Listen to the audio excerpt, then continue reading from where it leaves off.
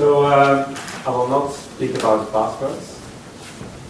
So I'm not really sure what I'm doing here, but anyway, I'll take the occasion to do a bit of evangelization on permutation-based symmetric crypto. What I will tell is all based on joint work with my Keccak team colleagues. So that's Guido Bertoni of ST Microelectronics in Italy, Michael Peters of NXP in Haasvoorde, Belgium, and Gilles is a colleague that works in the same place as me in Zaventem near Brussels in ST Microelectronics. So, well, the talk is a bit of an experiment which mixes different aspects, so I hope I'll be in time, but Carl will certainly remind me as I go over time. First I will try to put the framework, what we have now in mainstream symmetric crypto today, and how our work fits in that context. And I'll discuss a bit the SHA-3 contest.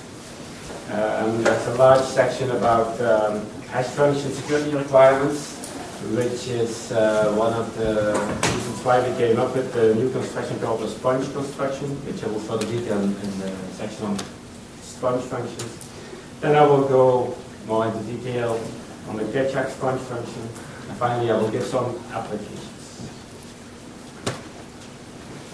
Okay, so if you go to a course on crypto, or to some PhD, or you read a book on cryptography, or a tutorial or something, you will often see this step. So they will say, yes, in symmetric crypto, we got block ciphers, we got stream ciphers, and in stream ciphers you get your synchronous stream ciphers and self-synchronizing. In hash functions, you have the typical non-keyed hash functions, and you have MAC functions that you can consider as keyed hash functions, but sometimes are also listed separately. And then you have all these modes of use that you can do. So you have, for instance, in blocks are the ECB mode, CBC mode, CFD mode, and so on. So that's what they will say. And what you also often see is as the hash function, that's really the Swiss Army knife of crypto, and you can do everything with a hash function.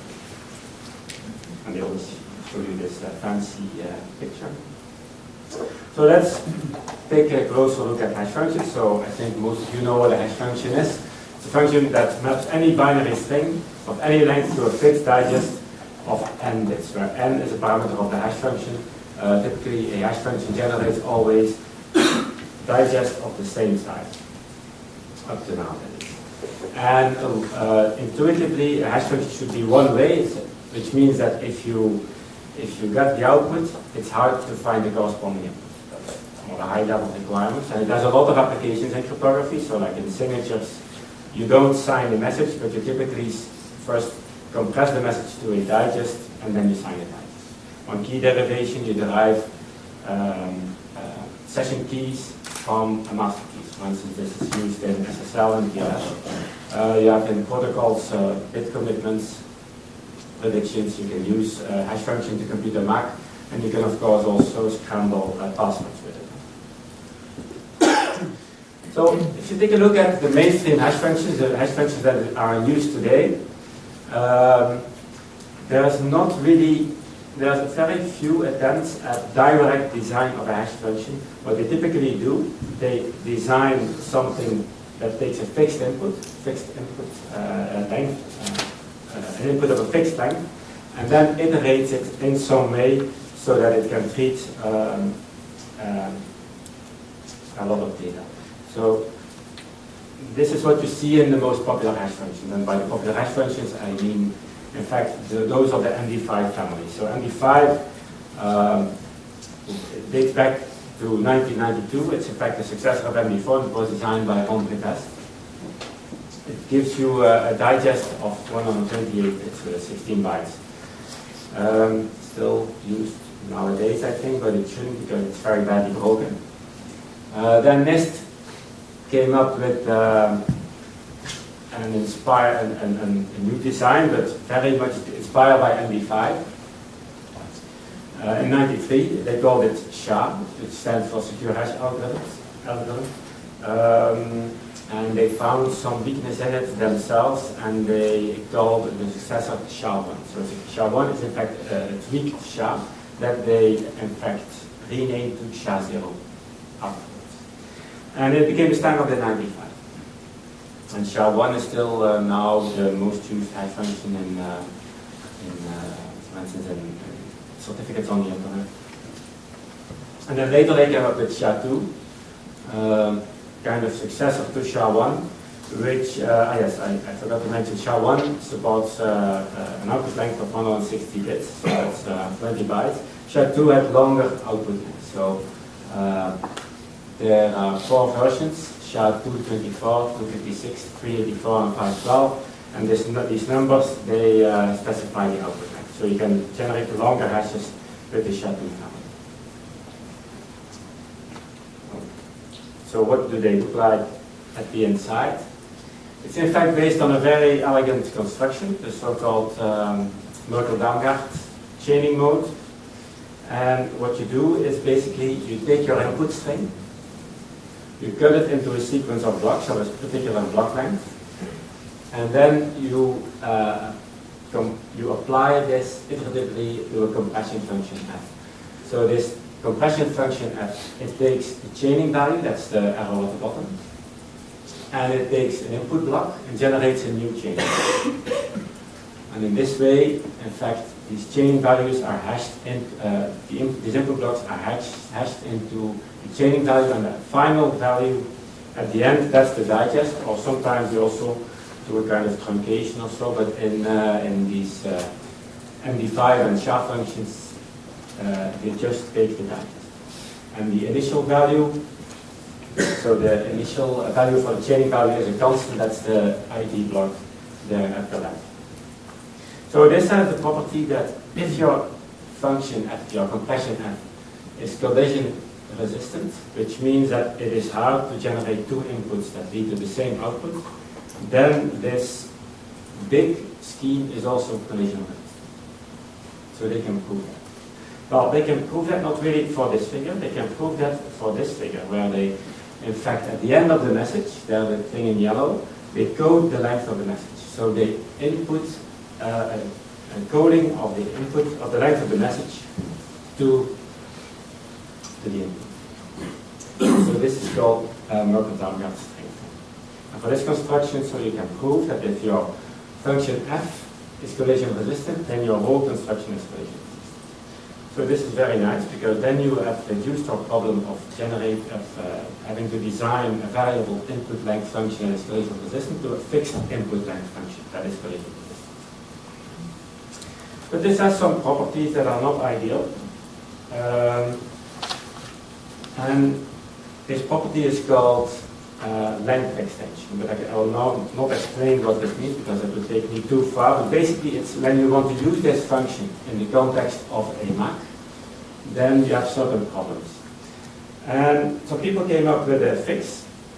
And basically it comes down to doing something special at the end. And that's this yellow block. So you apply one more you do one more call to f, where in fact the chaining value, you don't input it in the bottom part but in the top part, and you apply a new ID. And then you have fixed this problem. And this is called enveloped Merkle-Damgard. Now, in many applications, this fixed output length is not really what you want.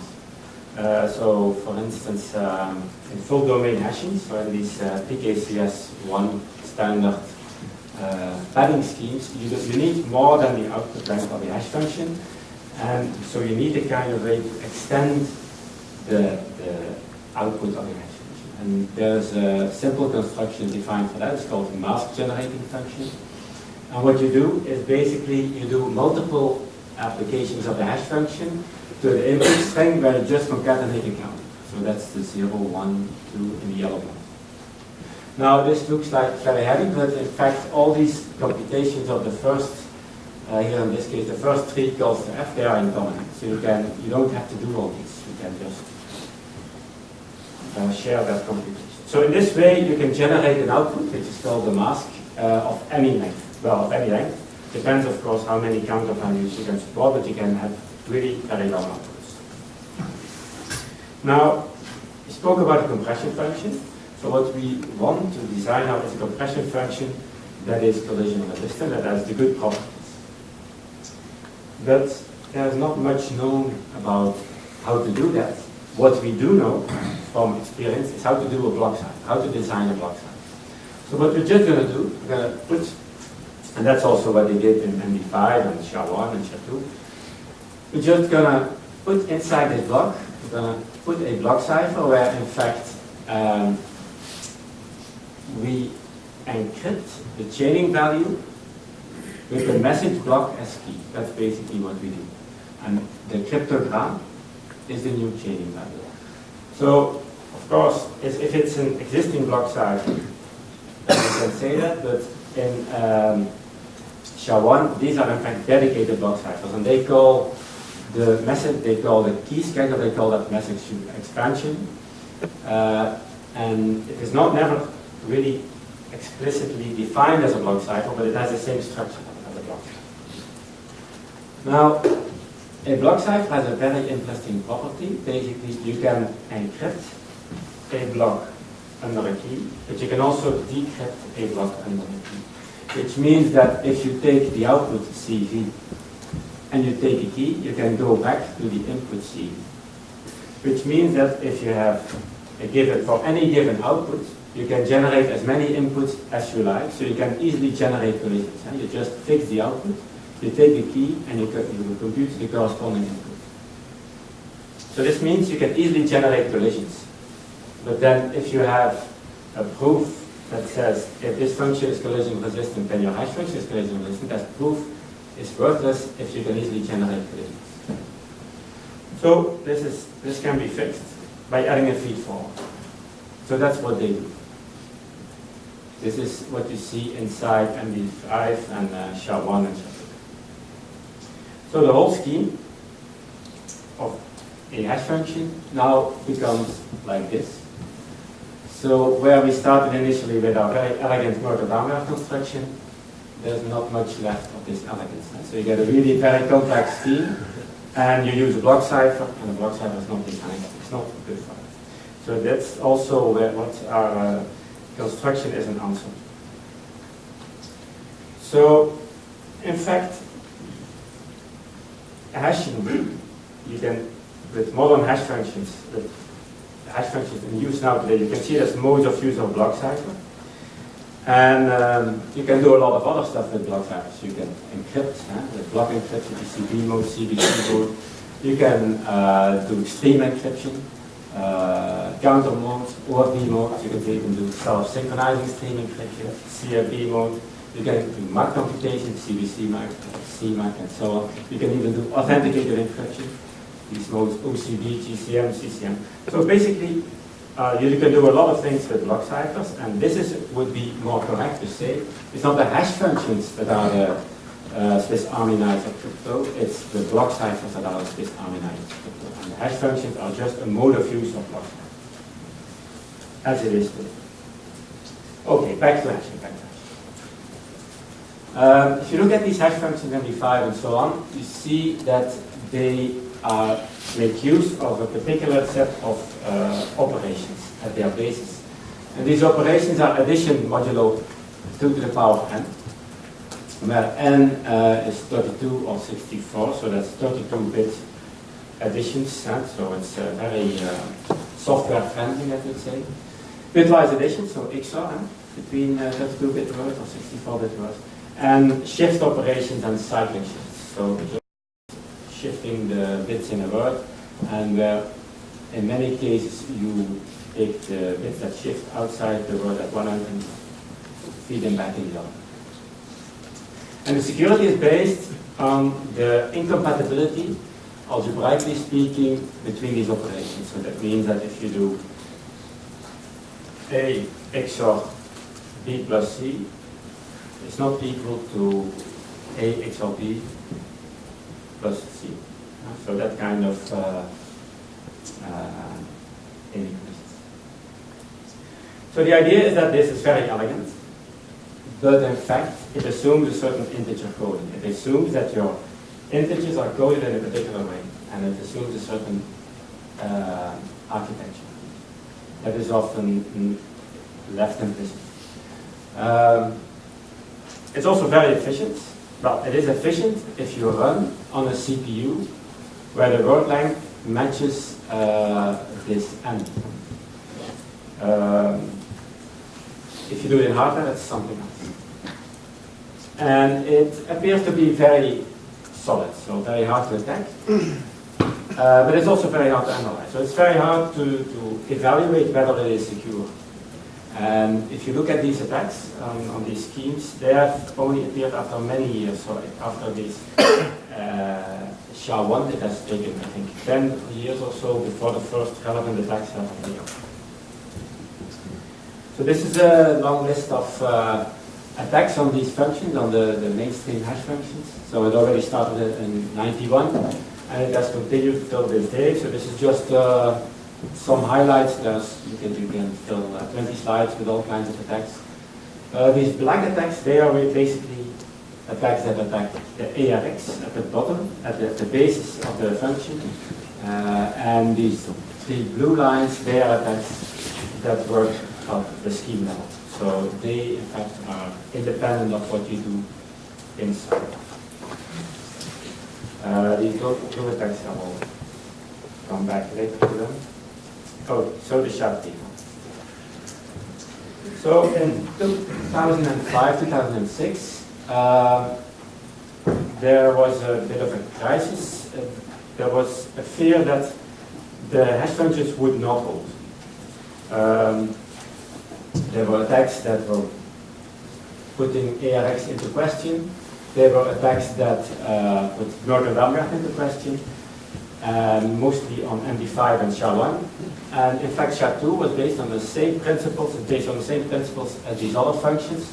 So NIST was worrying, and they decided, okay, let's attack the situation. Let's go for a successor. And let's do it in the same way as we did for AS. So have a kind of contest where everybody can participate. So that was a very nice idea, of course. So the idea was NIST provided a forum, and the cryptographic community could contribute. So they were asked to send in designs. They were asked after the designs whether to attack the designs, to do evaluations, to look at implementations, to do comparisons, all kinds of stuff. Then NIST drew its conclusions and would decide and motivate their decision with the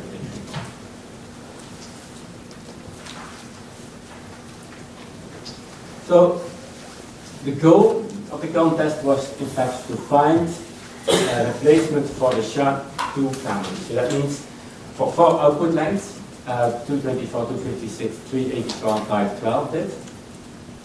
Other output lengths could be supported, but were not mandatory. There were a number of requirements. So security levels with respect to the traditional attack, so I will detail that more in the following slides.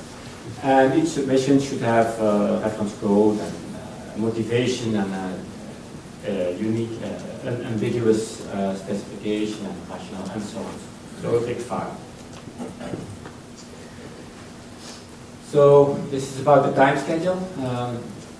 The initial call came in January 2007. I think there were rumors before that date already that this would take place. In October 2008 there was a deadline for submissions, so everybody should have sent in their submission to NIST. In February 2009 in Leuven there was a first SHA-3 conference where there were 51 candidates that presented their proposal. And then already in July of that year, NIST reduced these 51 to 15 or 14 second round candidates. So there were already a big cut from 51 to 14. I think there was not really much valuable that was eliminated. Then in August 2010 there was a second conference in Santa Barbara, the Gallup Crypto Conference in California, where there were new results announced, and there were hardware comparisons, software comparisons, even new applications. And then in December 2010, so 2 years ago, they announced the finalists, which were Blake, Rijndael, GH, Keccak, and Sky. And then finally, March of this year, there was a final SHA-3 conference, so it was quite a long time that went over the period that there were 5 finalists, so they was really thoroughly evaluated in Washington, and then October 2, in fact, exactly 12 years later than the AES announcements, they announced the winner, which is Keccak. So let's have a look at hash function security requirements. So the traditional security requirements are pre-image resistance, second pre-image resistance, and collision resistance. So that's what you also see on each presentation on hash functions. So pre-image resistance basically says that if you know an output, try to find an input. And there exists generic attacks that where you just try inputs and you look at the output. So it's independent of what the function looks like. You can always do this attack even for the best function.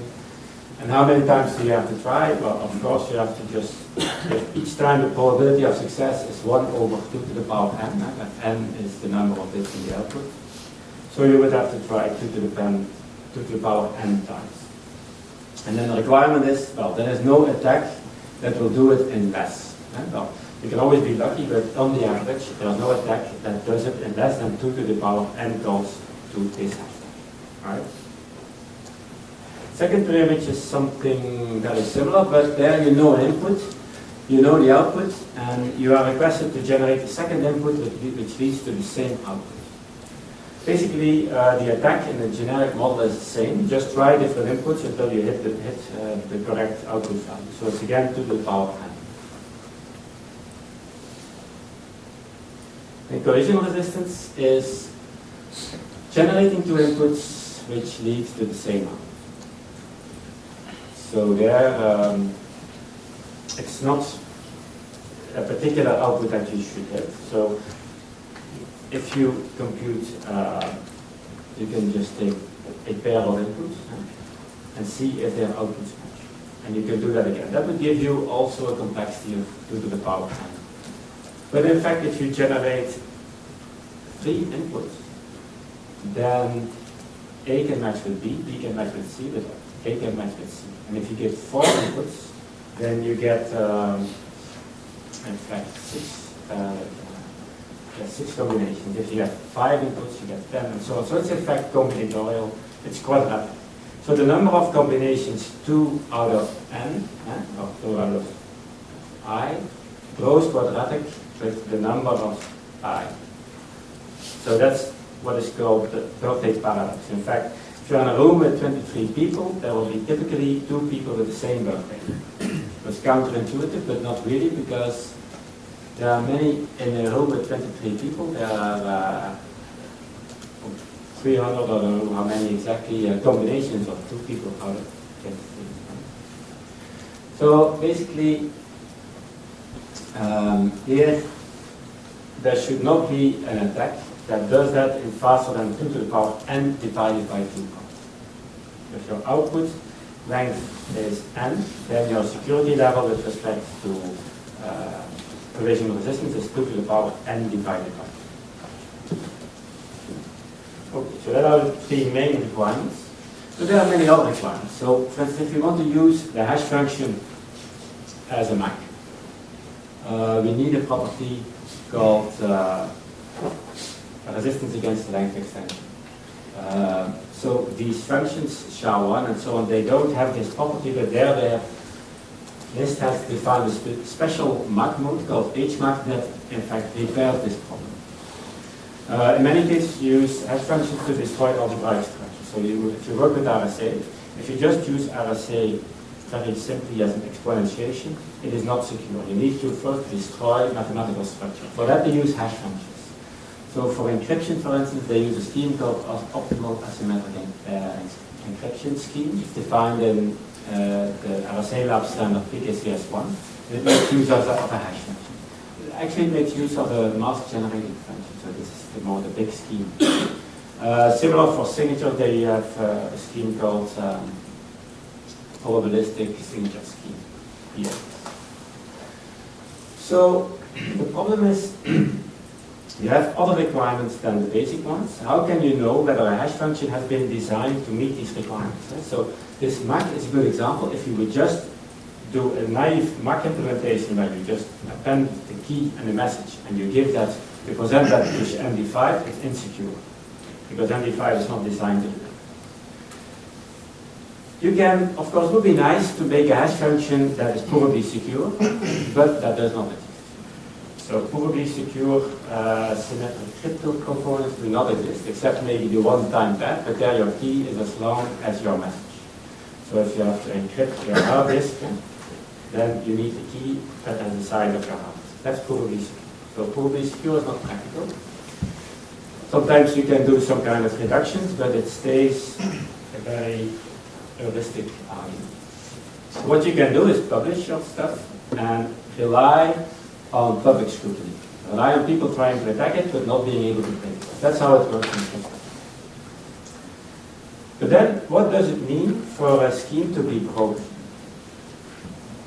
Well, what you can have, you can make a kind of security claim that says, we consider this function to be broken if you can find an attack in this. So you can specify, for instance, this collision resistant. If someone finds a collision, finds an algorithm to generate collisions with complexity less than 2 to the power n over 2, that function is considered to be broken.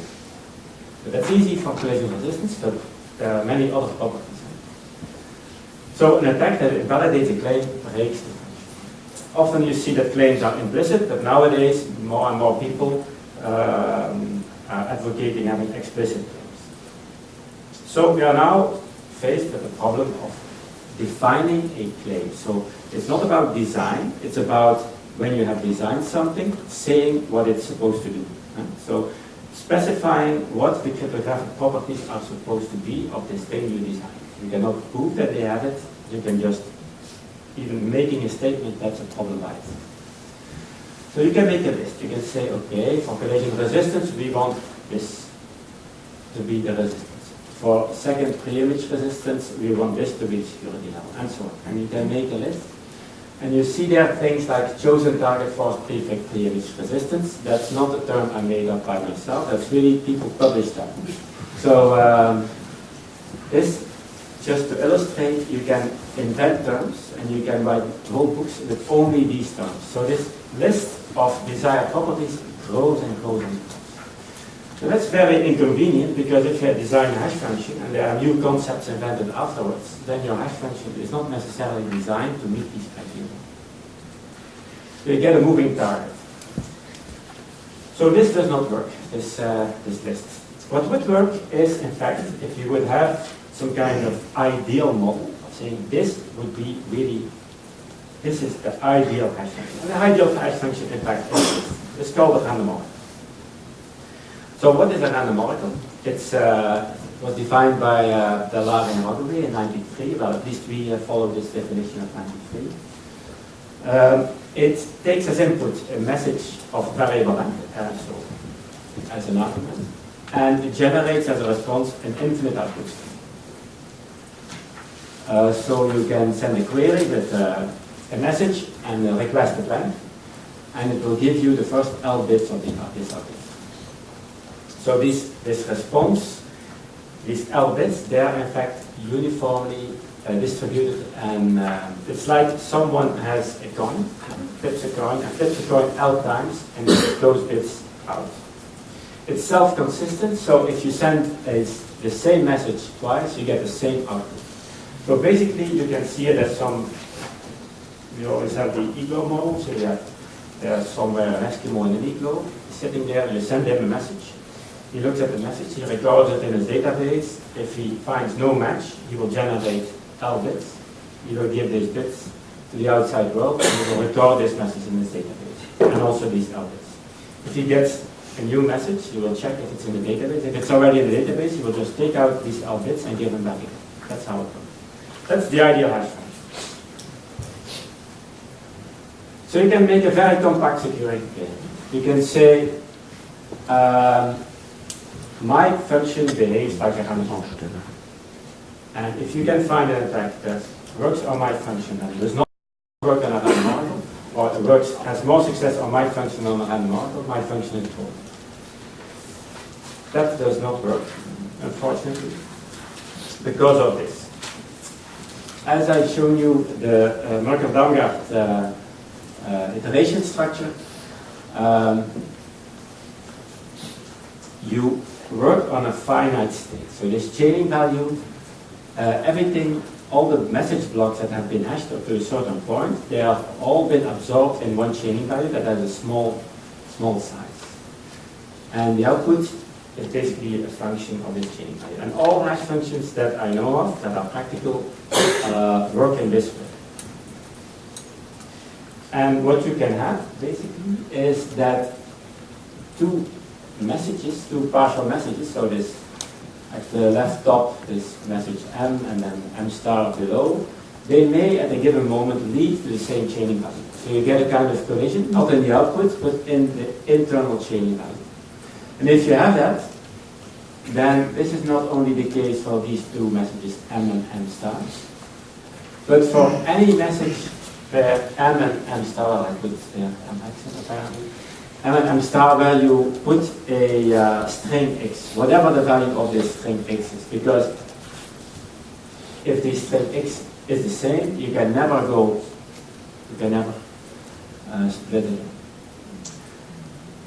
And this is a problem because I don't have that in random oracles. And in fact, if you look at the attacks that have been presented in the middle, let's say 6-7 years ago, they are all based on internal collisions. So in 2004, there was an attack showing multi-collisions. That's in fact where you have not two messages colliding to the same value, but 2,000 messages colliding to the same value. And they make use of these internal collisions. There were a number of attacks by Rijndael and John Kelsey of NIST, John Kelsey and Kono, also making use of internal collisions.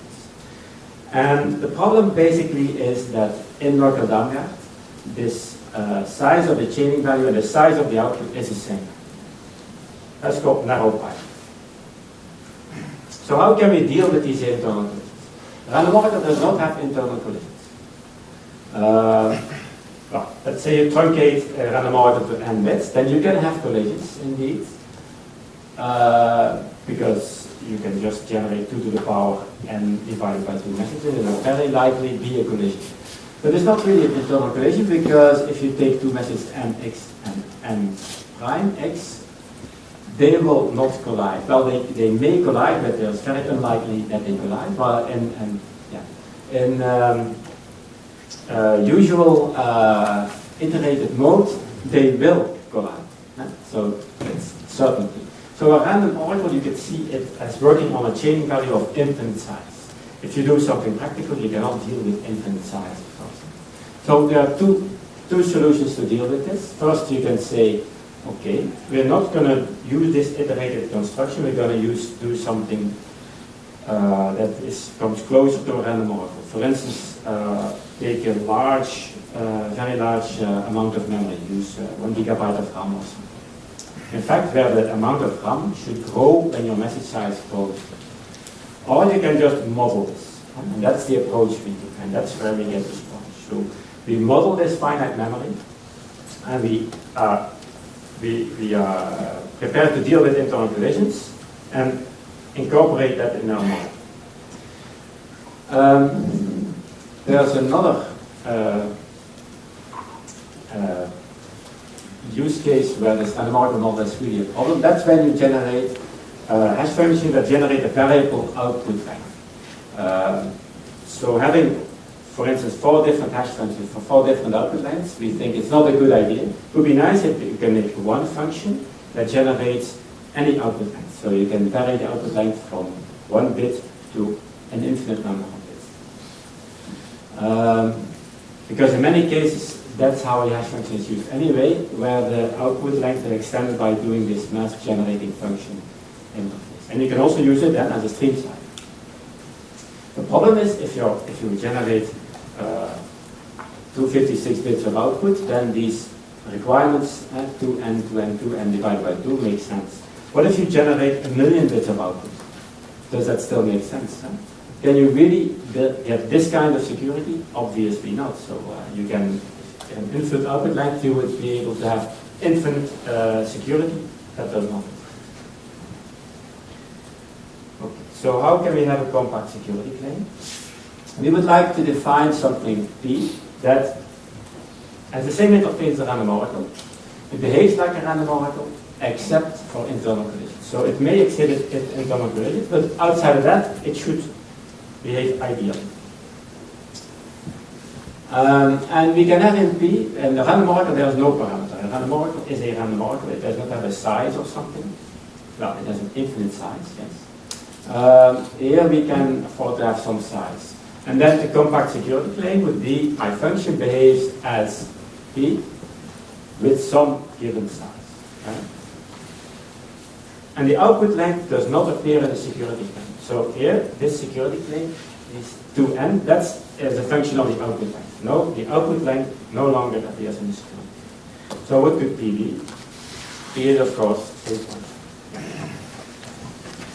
So this is the sponge construction. That is the basis for our security claim, and later became also the basis for our design. So you see there a function f, that's basically a function, a permutation or a transformation operating on c plus r bits. So you see that at the left, you see that c and r. We often also call that b equals c plus r. That's the width of the permutation, the fixed width permutation or transformation. And these B bits are split in two parts. A top part, which we call the outer part, R bits, and R stands for the bit rate, okay. And the lower part, C bits, which stands for the capacity. So the processing goes as follows. You take a message, you pad it, until it is a whole number of blocks, of R bit blocks. So then you apply the first R bit block. So you first initialize the state to 0. So the R plus B bits of the state, R plus C bits are initialized to 0. Then you XOR the first block of the message into the outer part, so into the R bits. So this first block is R bits. Then you apply the function f to the state. You apply again by an XOR the second R bit block of the message to the outer part of the state, to the top part. So you continue like that until the whole message is absorbed into the state. So that's the absorbing part. Then you switch to the squeezing part, where you immediately give out the first R bits of the state. So the top R bits, the outer part. Then you apply the function again, and then you give out again an R bit block. And you do that until you reached L, so if you've done enough iterations to give you back the requested number of output bits. Yeah. So you can see here that you have to do one call to f plus R bits. So if R is very small, it's not so efficient. If R is very large, it becomes efficient. But the security level basically depends on C. The amount of security you can reach depends on C. The bigger C, the better. So C stands for security, R stands for efficiency. So you have a trade-off between security and efficiency. And you can put this limit anywhere. So in our security claim, we use so-called random sponges, where random means that f, this function f, is either chosen randomly from all possible transformations, or it's chosen randomly from all possible permutations. We call it the t-sponges which are chosen from the transformations and t-sponges from the permutations. And these random sponges, they become our reference P. So basically, the size parameter R and the size parameter C. And it turns out, we can easily prove, so it's a very simple proof, or I think only 10 lines, that this behaves like a random oracle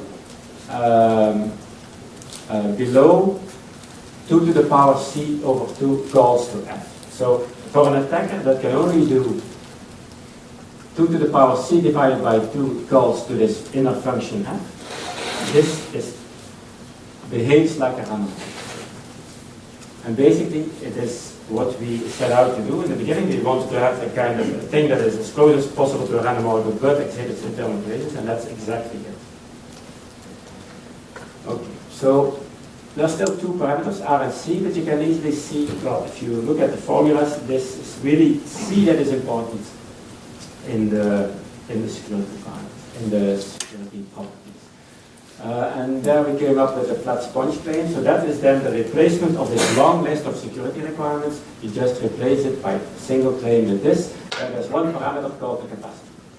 And what the claim says is that for a function h, for which you make the claim, the success probability of an attack, so this PR success h, is not above the success probability of the attack applied to a random oracle, plus a term that is in fact n squared divided by 2 to the power c plus 1. This n is in fact the attack workload expressed in terms of number of calls to n, to the inner function. And it's related to the input length and output length that you require.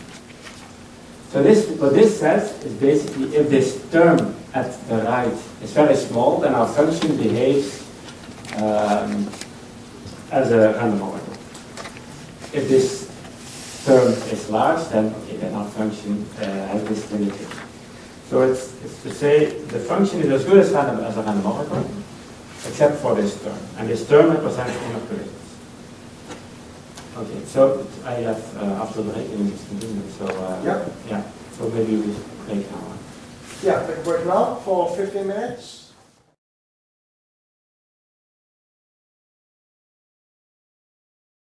So for those 10 more minutes, I'll see if I can fill it. So if you get, so I explained about this flat sponge claim, so on the previous slide.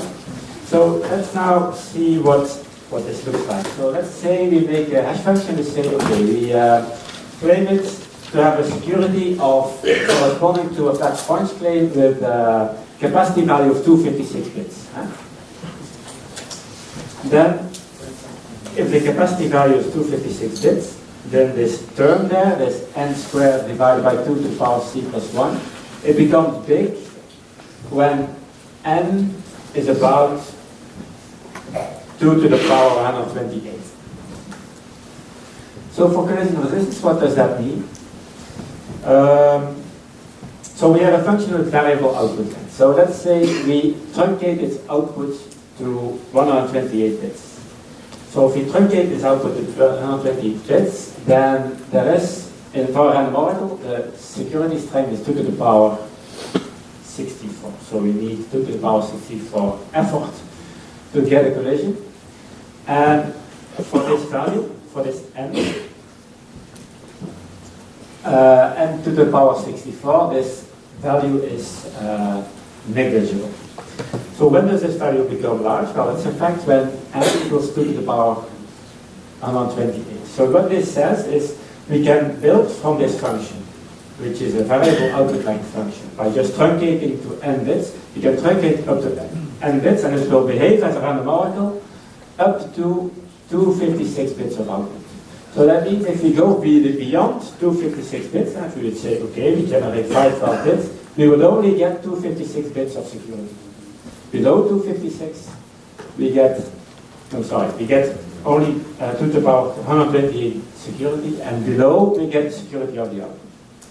So if we truncate to n below, then it is as n below 256, you get the security of a random oracle. Beyond that, it's less. It's this fixed ceiling.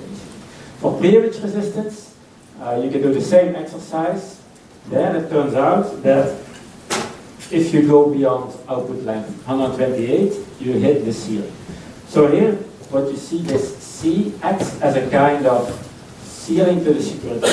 And this ceiling is the same for collision resistance and second preimage resistance. So we get a function that achieves the same security level for collision resistance as for second preimage resistance, which makes more sense than having different security levels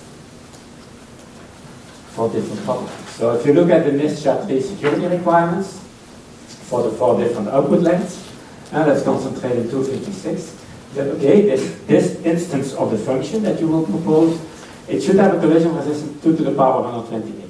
and it should have a pre-image resistance of 2 to the power of 256. So why would you need a better pre-image resistance than collision resistance?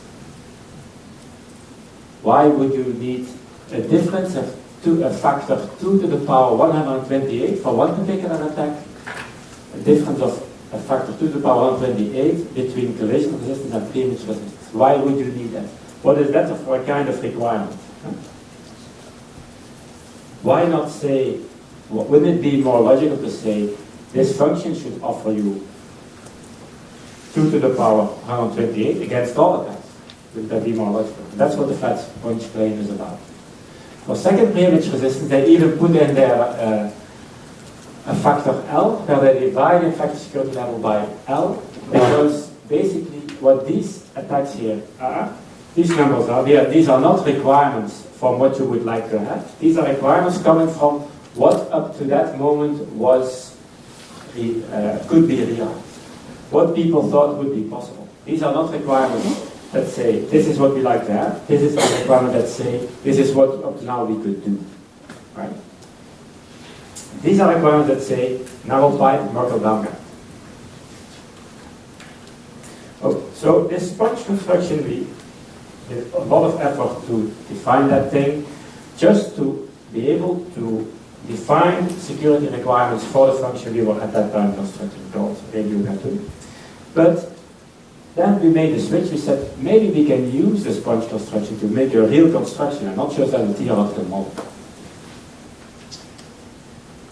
And that's what we call the arithmetic sponge strategy.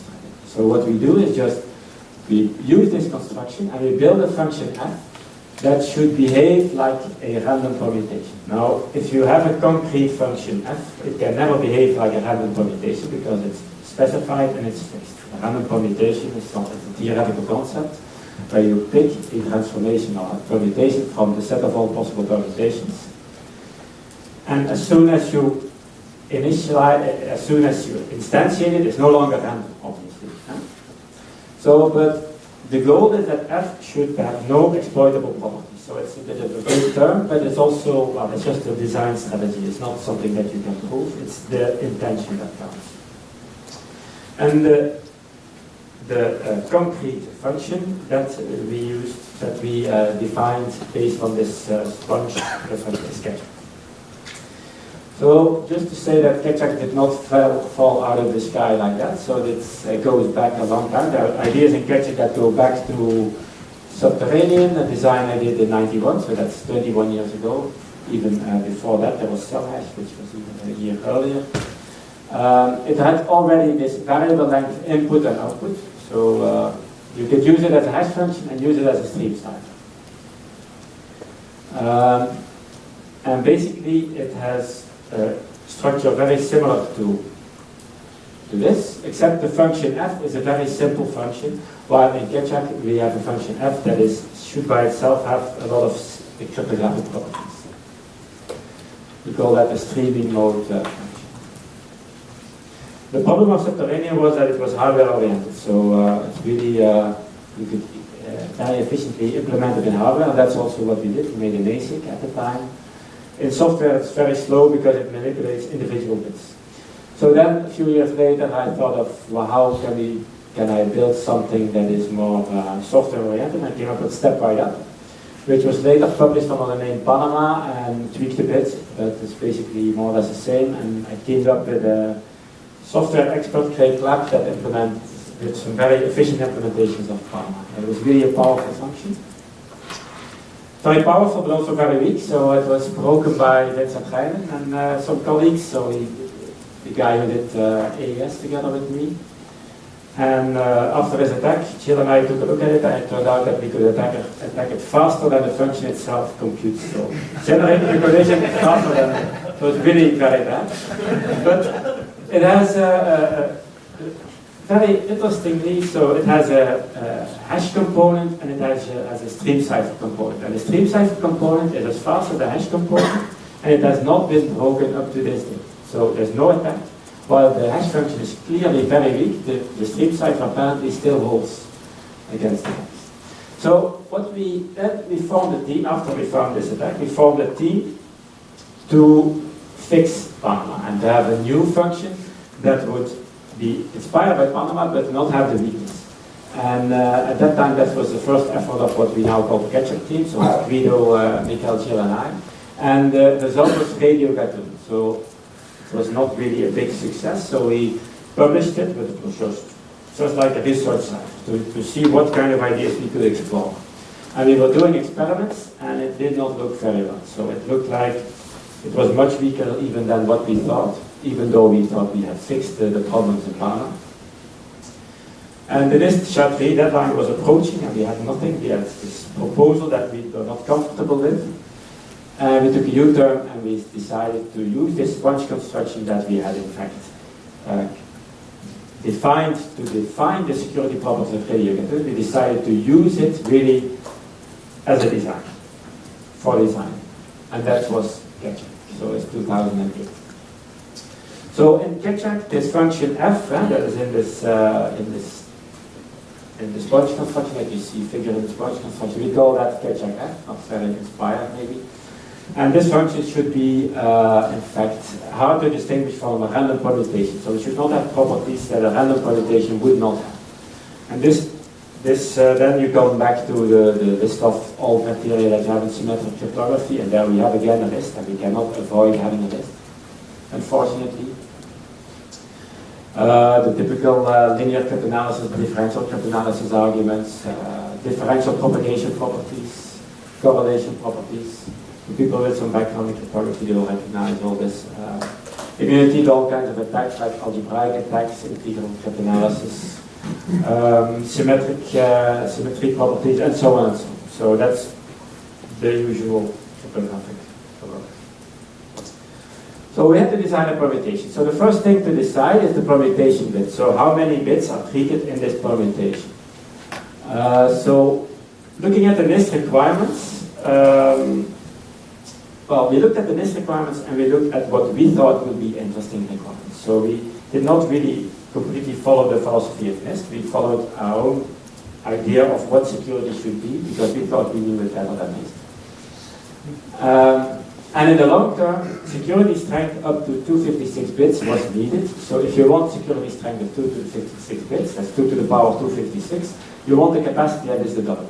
So we needed a capacity of 512 bits, which means the rate is in fact the width of the permutation minus this 512 bits. So that's the efficiency. If you take, for instance, a width of a permutation of 600 bits, you only have 88 bits of rate. So you can only process 88 bits per round. So that's really a strict minimum.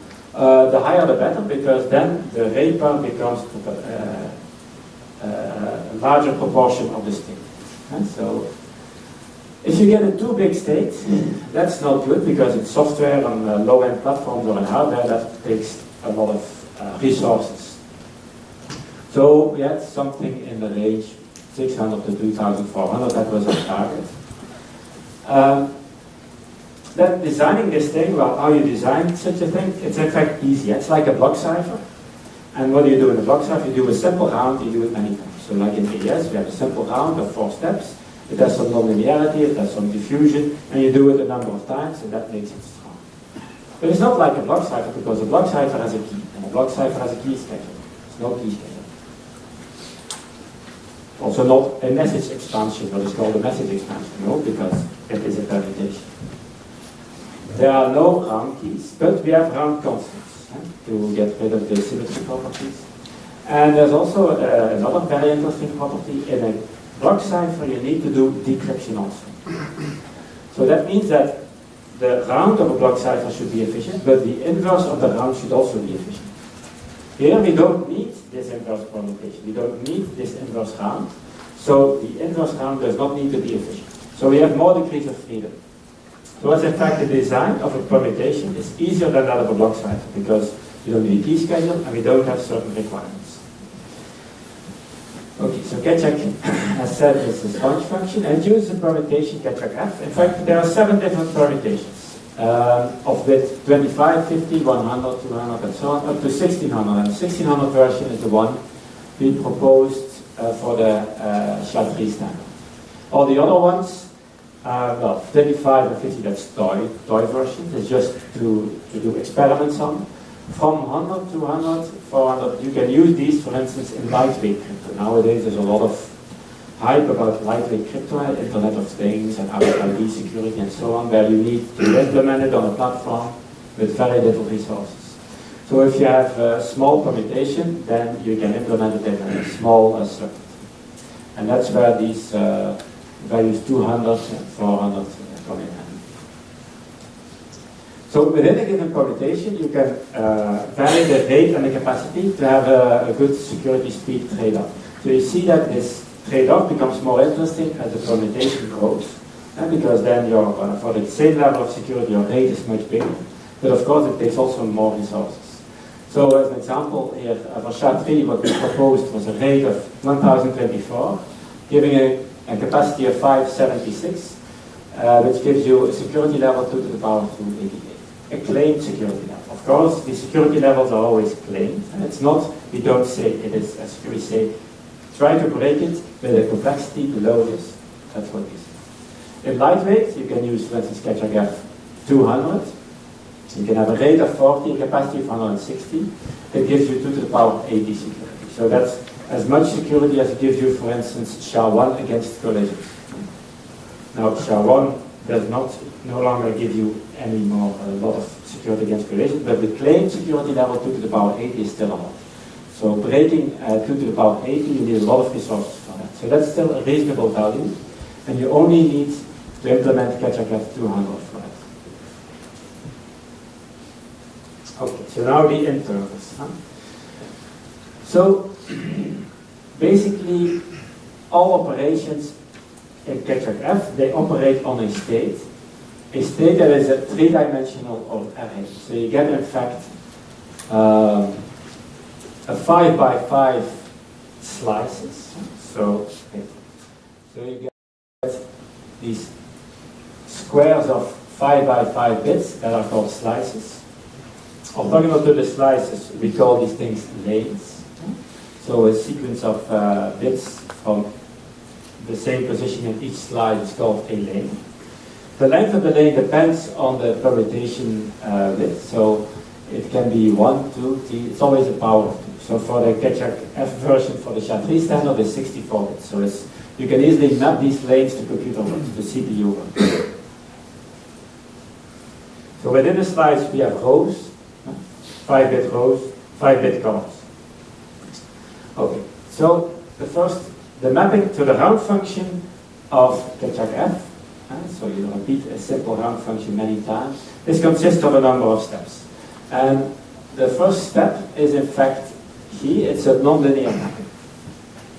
And the nonlinear mapping operates on all rows independently. So here you have this state, and you have 5 rows per slice, and you have 2 to the power L slices, so in general you have many rows. For instance, in the Keccak F 1600 version of SHA-3, you have 320 rows. You can also see that as 320 S-boxes.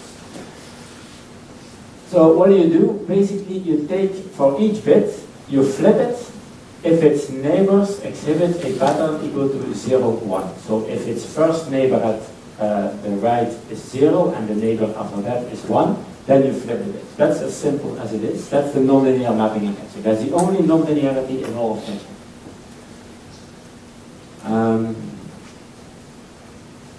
This simple function has an algebraic degree 2, so you can easily investigate the properties with a lot of mathematical tools. So that's as opposed to ERX, which is very hard to analyze. Then the other very important mapping is the mixing layer. It's called theta. Well, in fact, initially in the design phase, we started with this, which we afterwards called theta prime to distinguish it from the final theta. So what we do is, in fact, we take the state and we compute the parity of each column. So remember that these columns are the 5-bit entities within each slice. So with each column corresponds one parity bit. And the parity bit, you know what the parity bit is, probably it is 1 if the number of 1 bits in this column is odd, and is 0 if the number of 1 bits in the column is. So this reduces the size of the state to that of a parity, 1/5 of the state. Yeah. Then we combine these parities. In fact, they are above. If you look at the expression, we compute in fact Cx minus 1z plus Cx plus z. So basically, we just take a shift of this column parity and add it to itself. Then we expand it again to the size of the full state. And that's what we call the theta effect. So we take the parity, we combine, we expand it again, and we add it to the original state. Okay. So it's maybe not so transparent what it does. It's something that looks heavy, but it's in fact very cheap in number of operations. It costs basically 2 XORs per bit. So if you implement it as computer words, it says 2 XORs per computer word in total. So if you have in total 25 computer words, that's 50 XORs. If you do it in hardware, it's only 2 XOR gates per bit. So what's the diffusion of this? Diffusion is the term used to say to express the spreading of information. If you flip a single bit in the input, so if you have an input and then you flip 1 bit, that will flip 11 bits at the output of data. And these 11 bits will be in this H pattern. Okay. So each of these 11 bits depends on this bit. But that's not so bad. So you get a diffusion factor of 11. Well, you could think it's not so bad, but it's not so good either, because if you flip 2 bits in the same column, then the parity is not changed, and the data becomes the identity. Right? But we can compensate for that. If you look at the inverse, if you look at tab inverse and it's invertible, you flip a bit at the output, that flips 11 bits at the input. Is there also a kind of an H shape or a Canadian flag shape? But they're not in the same position, but quantitatively it's the same. It's 11 bits. And there you get also, of course, this kernel effect where you have, if you flip 2 bits in the same column, it is not. Okay. Just to give you some information. So up to now, we did heap, which operates on individual rows, and we did data, which operates within the slice. So there's no interaction between the slices. So there we have a role for having this interaction between the slices. And in fact, each of the 25 rows, we cyclically shift them. So it's like a cyclic word shift in the CPU. So that's what the figure is supposed to express. So if we have we used a particular expression for computing the shift offsets, and in fact you can show that they cycle through all values below 2 to the power L. So for any value of L. So 2 to the power L, remember that's the length of the links, and it ranges from 1 to 64 depending on the size of the computation. So then there's a lot of symmetry. So basically we do everything in the state works in the same way. So which means that if we would take an all 0 state, it would map to the all 0 state. All 3 mappings would map them to the all 0 state. Same for the all 1 state. And there are many symmetries. So for that reason, we put constants. We add some constants. So we flip some bits here and there, and this constant changes from round to round. So without these constants, it would be a very weak function. With the constants, there is apparently this has been compensated. So we can have a first attempt at the round function of Keccak f. We compute the round function as doing the key, the nonlinear step, followed by theta, the mixing layer, followed by rho, the shifting of the lanes, followed by adding a constant. Now the problem is, if we flip 2 bits, and we go through rho, and then in fact, if they are the same column, rho is just the identity, and then we go through, theta, we go then to rho, then for certain positions, it turns out that these bits are still in the same slice. So the problem is that in the next round they will again be in the same slice, and we will get some propagation structure that is a very high probability and does not, it can lead to a weakness. So you can say, okay, then you just have to design a hole in a better way. But there is something in this structure. Basically, if you look at a version, let's say, the version with the 4-bit words and with the 8-bit words, then a propagation structure that is valid for the 4-bit words, it's also valid for the 8-bit words if you double it. That's because of the symmetry. So that's a wanted effect. That's what we on purpose did to be able to reuse analysis done for the smaller versions to extrapolate them to the larger versions. That's what we call the Matryoshka property. Yeah? You know the Russian dolls. So each smaller version, each bigger version is in fact a kind of extrapolation of the smaller version. So because of this, we will always have this problem with rho. And we will always have these weak structures. So we need to do something else. We need to, in fact, this horizontal, this vertical alignment, we need to destroy it. And then we put another mapping called P, which in fact moves the positions of the lanes. And it's expressed with a simple algebraic expression in the coordinates of the lanes. And you see the effect in the six squares there. So you can see where the dot is. That's where the lane is before applying P, and in the gray square is where the lane is after applying P. So you will notice that in the middle there is the origin that always stays at its place. That's because of the consequence of applying a linear mapping. And all the others, you can cycle through them, and you will notice that they will follow a cycle of 24. So they follow the largest cycle possible. Okay, then the second attempt. If we apply additionally add P, you can see that P there, he moves the two positions to different positions, to different columns, and the problem is fixed. Okay, so then we had the last, then when we did experiments, we noticed that it was not as good as we thought, and we decided to tweak theta. So when we got the final theta, where basically instead of having this H, we have one of the legs of the H goes one slice backwards.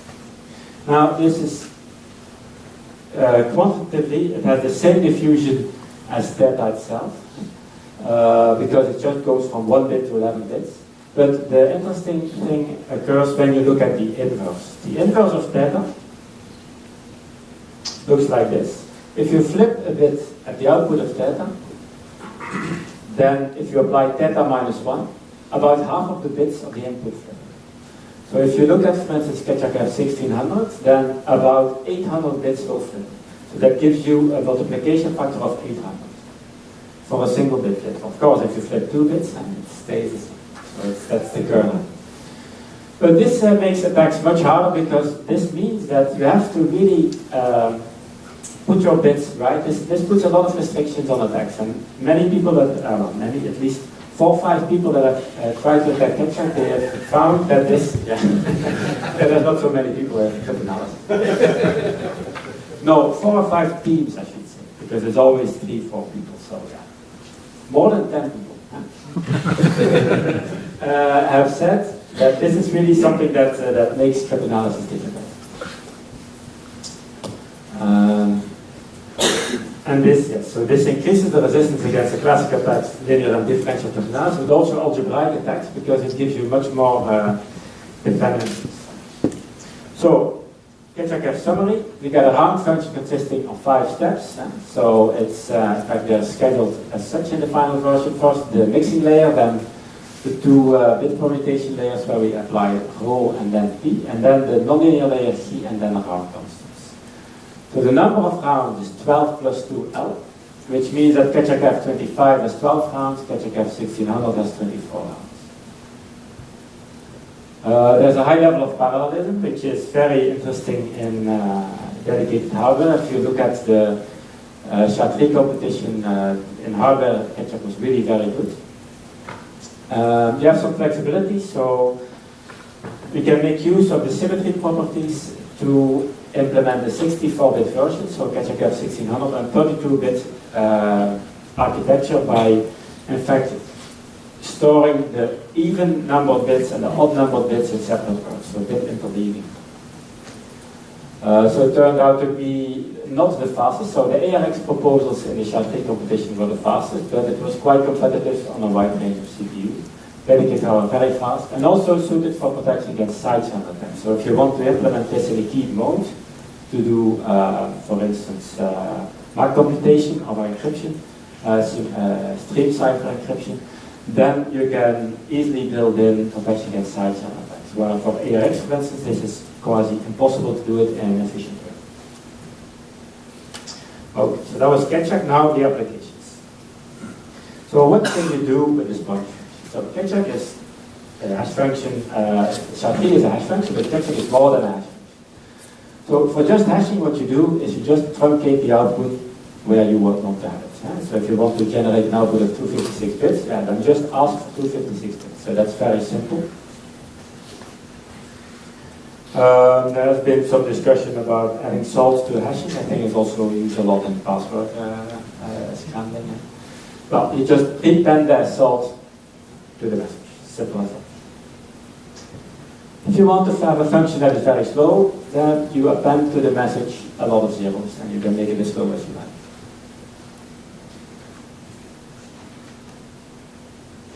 If you want to use it as a MAC, just prepend the key to the message. So in HMAC, there's a lot of HMAC is a construction that also computes a MAC. And it's quite complex, but it's complex to compensate for weaknesses that are present in SHA-1 and MD5, and later also in SHA-2. Here, this weakness is no longer present. I must say, it's also true for all the other finalists in the SHA-3 competition. For all other finalists in the SHA-3 competition, you can compute a MAC by just prepending the key to the message. It's a very simple way to compute a MAC. If you want to generate a key stream, well, then you just feed the key and the initial value, and you ask many bits. You get a short input, long output. That's a stream cycle. If you want a mask generating function, well, that's just a natural application of a sponge function. Basically, a sponge function is a mask generating function. So you don't need this stuff with the counter that you add. Okay, so you generate a MAC like this, as I explained. You load the key, you load message blocks, and then finally you squeeze out the tag. If you want to do encryption, you load the key, you load the nonce, and then immediately you start squeezing. You take your output blocks Z0, Z1, Z2, you add them to the message blocks M0, M1, M2, and that gives you the cipher, the cryptogram or the ciphertext stream C0, C1, C2, and you can go on as long as you like. So we got this, we got this. So it would be nice to do this. To do both, because that's the nowadays the big hype is authenticated encryption. Because in many cases you don't want just encrypt, you don't just want a MAC, you just want both. That's like what you have in TLS or SSL. You get authenticated encryption on both services. So if you do typically both, it costs the double of doing just encryption or the double of just MAC. In this case, if you would be able to do this, it does not cost you double because you only have to apply one function f per block of message, as you see. So it's in fact, it costs the same as just encryption, the same as just MACing, and you get both. Now there is a problem because this is no longer a sponge function. You do absorbing and squeezing at the same time. So you're squeezing these blocks Z0, Z1, Z2, but you're also absorbing the blocks M0, M1, M2. So that's not allowed in sponge construction. And so it's not necessarily secure. But we defined a sister construction called the duplex that you can easily prove. You can show it with a simple figure, and I forgot to include a figure in the presentation, that is equivalent to the sponge. So basically you can have a reduction of this to the sponge. So if sponge construction is secure, this is secure. Now what does this do? Well, it's in fact kind of an object-oriented definition. You have an object that you first initialize, which simply consists of setting the state to 0, and then you can make duplexing calls. And in the duplexing call, you give input a string sigma that is then padded with the sponge padding basically.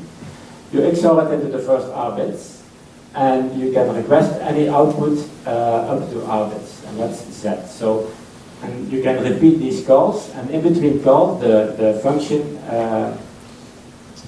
remembers its state. So it's a kind of object. And with this, you can apply this to just do authenticated encryption, because you, in fact, are inputting data and outputting data, or absorbing data and squeezing data at the same time. So what you have here are a number of limitations. So this sigma is at most R, or depending on the padding, in fact, it's typically less than R. So the padding we propose, it's R minus 2. Well, Z is equal to R, the maximum length. And what you see here is that each block Z depends on all previous inputs sigma. Right? Because all these previous inputs sigma, they have been absorbed and they are incorporated in this state. So authenticated encryption, a short note on what it's supposed to do. Typically in authenticated encryption, you have a data header and a data body. You want to encrypt the body, and you want to compute a MAC over the data header and the data body. So the data header is typically like if you have an IP package, would be information like this sequence number. I don't know anything about IP, but it would be information that's not critical but important for the protocol that it is in the key.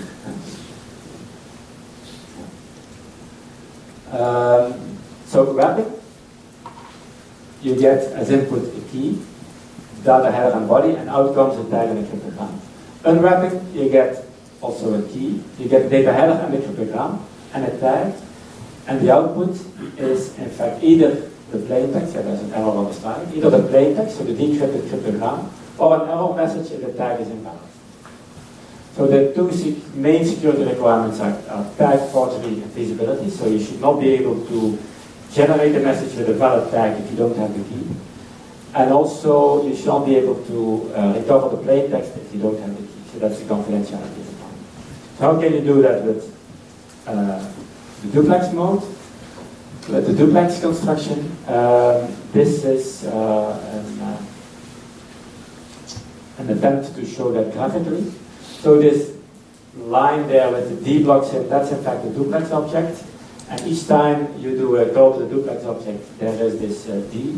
So it's assumed to be initialized at the left. So first you absorb the key. Then you absorb your message header. And your message header can be multiple blocks. That's A0, E1. Then you absorb your data body, message header, message body, B0, B1, B2, and so on. You encipher your message body by XORing in the output of a duplex object, by XORing it blockwise to the data body blocks. And after you have input the last data body block, you give out the tag. So these colors you see there, it's slightly yellow, then blue, then yellow. That has to do with domain separation. Each call to the duplex object where you generate a cryptogram block, it's in blue. Each call to if it's yellow, then it either produces nothing or it produces a tag. So we need to have domain separation. We need to distinguish between the different blocks. So yellow blocks, they have one at the end, they have a 0 at the end. So for the security, you need to distinguish between these two blocks. So that's more or less how it works. So now the advantage of this is that it doesn't have to stop there. So if you have a communication with someone and you send multiple messages, can be, you send one message, then another one, you can just continue working with the same duplex object and just insert the second message and so on. So then the following message also depends on your previous message. If you want the messages to arrive in the order that they were sent. So it depends on your protocol. Otherwise, you have to reinitialize your message and load the key. You can also have a pseudo-random bit generator that is reseedable. So it's something that is, for instance, NIST standard. In NIST special documents, these things are specified. Basically, when you need outputs, that's the Z at the bottom, you do a duplex call. If you have new seed available, it can be that if your system is running, you get some new randomness in, you can just inject it whenever you like in the duplex object. So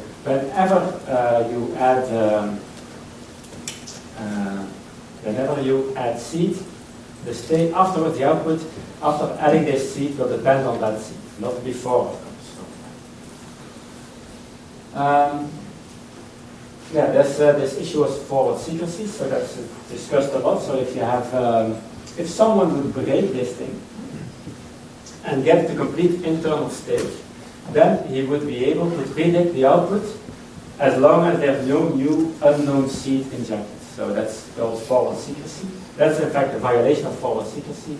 And then we have a dedicated function, a dedicated call to the duplex object that forgets part of its state so that it is hard to compute back.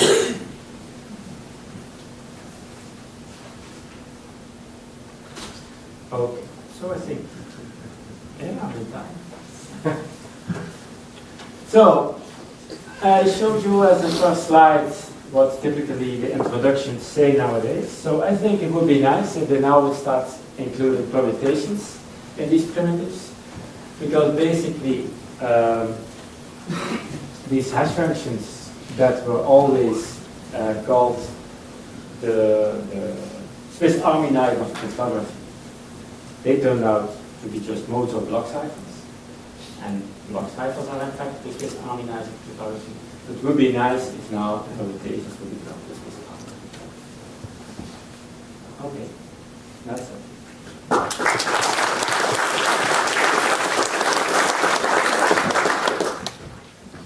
Okay, so questions? Yes, I'm Steve Nelson from FNU. First of all, I'd like to congratulate you for the success of the SHA-3 competition. So I was thinking that you won the previous symmetric block cipher competition, then certainly it will be an American success this one, but it wasn't. Anyway, my question was about efficiency. And you forgot to mention that in the one of the first slides. Yeah. You mentioned it fairly in some of the last slides. And that was also an important criteria at first, but then it was modified That's right. during the competition. Yes. Now for the efficiency of hash functions related to this conference, it's quite the opposite, I learned recently. Because you want to, you certainly want to hash the password with some salt, but you want not to be too efficient, because then you have the possibility of a search, and I guess very many people here do this password search. They have to compute the hash function efficiently, and I did that myself with the OpenPGP recently, actually attack, where the number of iterations are, say, 60,000 or even millions of iterations. Now you indicated how you would do that for Keccak, but could you elaborate on that? How, would you claim that this adding the zero is secure? Oh yes. Yes. So that was slide this one. Well, it's secure, yeah. So there's something interesting. So if you look at after the message has been hashed. Oh yeah, I have this. Are we looking? Another motivational device. Yeah. So here. In fact, what you do then, you just apply a permutation, and there's no entropy loss. See, because it's a permutation. F is a permutation, so you just apply a permutation iteratively to this state, and there's no information loss. While in a typical hash function, you get there. It's not a permutation because it's supposed to be Bayesian resistant. The permutation is Bayesian resistant is hard. So that worry is already not there. But of course, the problem is that for Keccak it's much more efficient in hardware than in software. So because it's you see all these operations are very hardware oriented, and that's I guess, a disadvantage because someone who wants to crack passwords with a lot of resources, he can build dedicated hardware chips and he can use it to its advantage, while someone doing that on a PC just as a regular, as a normal use, would make use of the CPU. So there the hardware has an advantage over the CPU, which is a bad thing. But I think it would be possible to define some kind of mode that would be hard to do in hardware, with taking a lot of memory or something like that. I don't know. But that's why I'm interested to see the talk tomorrow on that subject. There will be a few comments. First of all, I remember from last year when I heard you talking about this as well. Yeah. One of the questions you actually got is why the name for the algorithm? Keccak. Yeah, Keccak, yeah, maybe you would like to explain that one again. Yeah. Why the name? Well, so we were in Luxembourg in some workshop, and we were in the crisis of Radio Keccak that was not doing very well, and we had to find an algorithm, and then we made the click. We said, we're going to do it this way. And I had on my PC, I still have it maybe, I don't know, it's a kind of MP3 of Keccak dance. So it's a ritual in Bali. I don't know if people know it. So where they just fight and dance with a lot of shouting. And in fact, Keccak stands for sound. So they and they said, oh, that's going to take the state and turn it around, and we had it on the radio, and that was the idea. And then that was just a joke, and then we did not find a better name. There's often like that. I would also like to tell you that on October 2nd, I was sitting at home and I was watching my Twitter feed when I suddenly saw that the NIST had made its final decision and that Keccak was the winner of the NIST SHA-3 competition. And you know, in just a couple of minutes after that announcement, the joke started appearing that the next NIST competition will actually be held at Joan Daemen's office, just to make it easier for everyone. I thought that was actually pretty funny. I don't know how big of an office you have, but no, I don't have an office. But one of the things that I actually did is I also put out my tweet asking solo designer who is in Oslo, who does John Ripper, and some of those guys are also in here in the audience. I asked him, I asked Bitwhistle, who's in the fourth row here. I also asked Aidan, who is a little bit higher up. Raise up your hand, Aidan. I asked them because they are all make password cracking software. So I asked them, who would be the first one to implement support for the new SHA-3? Aidan won, and you did that in less than 48 hours, right? Yeah. 24 hours or something. CPU and GPU. CPU and GPU. Yeah. Amusingly, we're having a conversation about that in IRC. Yeah. GPU-based. But more questions for you and Daemen. Well, I was wondering, you mentioned rekeying, because if you have the authenticated cipher mode using, my pet project now is hard disk encryption, or my interest, and having everything depending on all the inputs. Yeah, so that's the thing. No. So how would that change the efficiency? Would it still be usable? Do you have any thoughts on that? Or? Yeah, it's still usable. So, but this keying, what that costs is.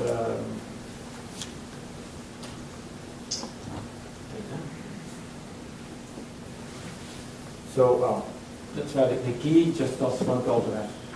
So you have one call to that. That's it. But yeah, it's stream encryption. So it's not block encryption. So you can do everything with the permutation except block encryption.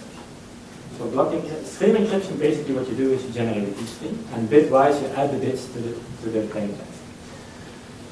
In block encryption, there you take a block and you completely transform it. So you get an error propagation. If you want, for instance, let's say you have your hard disk, you encrypt your hard disk, then you modify one bit in the plain text. If you have stream encryption, that will only modify one bit in the ciphertext. So that's maybe not what you want for this one.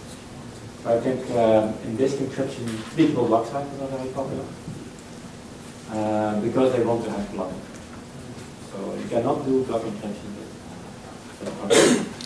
That's a limitation. I think that's the limitation. Can you get it after your phone base? You can get that, of course. Yeah. And then you add those in for copy.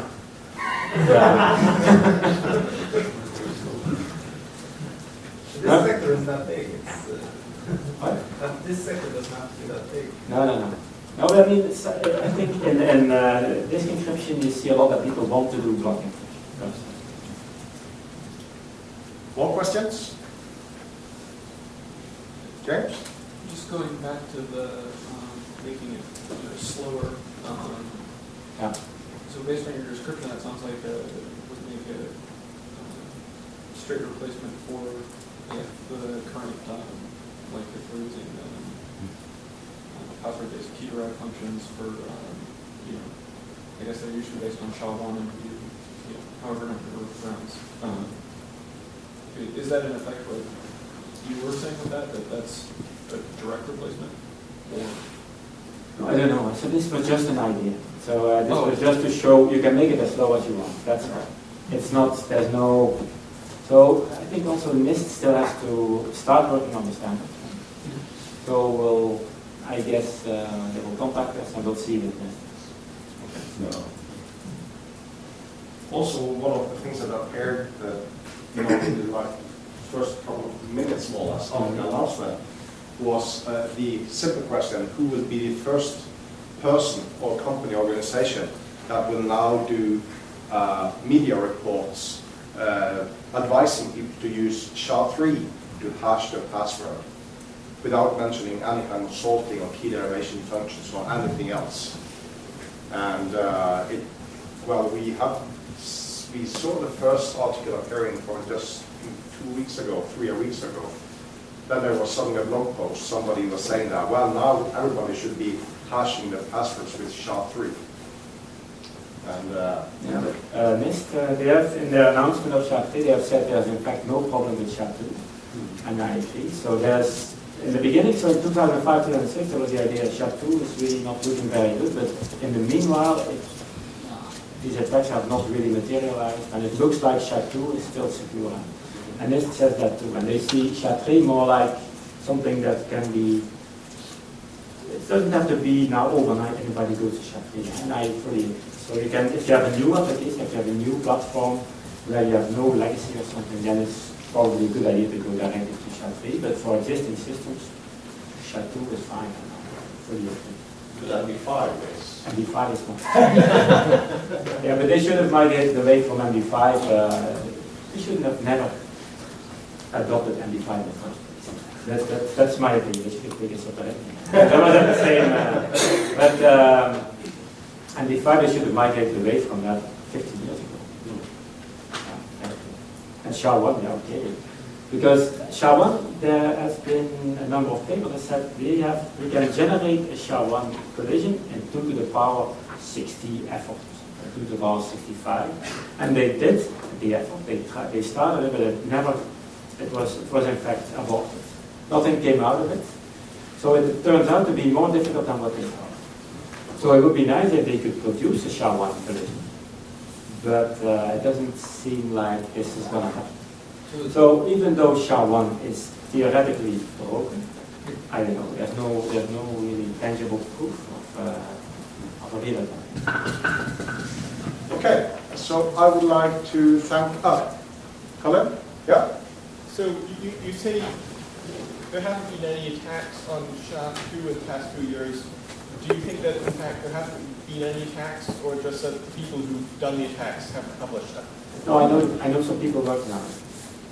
So yeah, there's a number of people that almost full time are trying to improve their attacks in SHA-2. So there have been advances, but I think it's 64 rounds, and they're now at 24 rounds, and that's really a big effort. The problem of this ARX is that it looks secure, but basically if you try to attack, it's just difficult to see what's going on. And it's kind of security by obscurity. So it's very hard to analyze. And that means that in fact there can still be progress for years, and it can gradually improve, while for Keccak typically after 4 or 5 rounds you hit a wall. and you can describe them all, and it's related to this propagation. So that's my opinion. If you ask someone who is ARX oriented, they will maybe see something else. So it's always happening.